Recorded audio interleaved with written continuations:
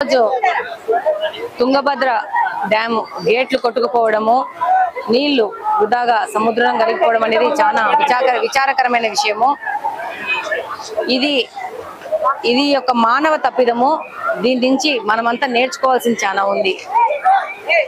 మీ అందరికీ తెలుసు, అన్నమయ్య ప్రాజెక్టు కూడా గేట్లు కొట్టుకుపోయి ఎంత పెద్ద ఉపద్రవం సంభవించిందో. అప్పుడు మునిగిపోయిన వాళ్ళకి ఈ రోజు వరకు కాంపెన్సేషన్ లేకుండా నష్టం అలానే ఉంది.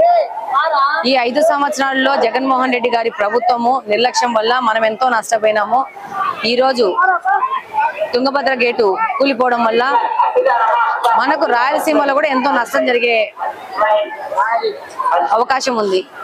కాబట్టి ప్రభుత్వంకి విజ్ఞప్తి చేసుకుంటున్నాను, తప్పకుండా ఆంధ్రప్రదేశ్లో ఉన్న ప్రతి ఒక్క ప్రాజెక్టు యొక్క గేట్లను ఒకసారి పరిశీలించి మరమ్మతులు చేసి ఏ విధమైన నష్టం జరగకుండా ఒక ప్రికాషనరీ మెజర్స్ తీసుకోవాల్సిన అవసరం ఉంది. డెఫినెట్ గా ఈ విషయమై చంద్రబాబు నాయుడు గారికి దృష్టికి తీసుకుపోవడం జరుగుతుంది కడప నియోజకవర్గం తరపు నుంచి. అలాగనే మన కడపలో ఎన్ని ఉన్నాయో వాటి మీద కూడా యాక్షన్స్ తీసుకోమని వాళ్ళని కూడా అడుగుతాను. ప్రతి ఒక్క ప్రాజెక్టు యొక్క రక్షణ, గేట్ల పరిరక్షణ అనేది దాని మీద చంద్రబాబు నాయుడు గారి దృష్టికి తీసుకుపోయి దాని మీద పనిచేయడం జరుగుతుంది. డెఫినెట్గా ఇలాంటి తప్పిదాలు ఇంకా జరగకుండా ప్రభుత్వము చాలా పటిష్టంగా చర్యలు తీసుకుంటుందని ఈ సందర్భంగా ఆశిస్తున్నాను. Thank you.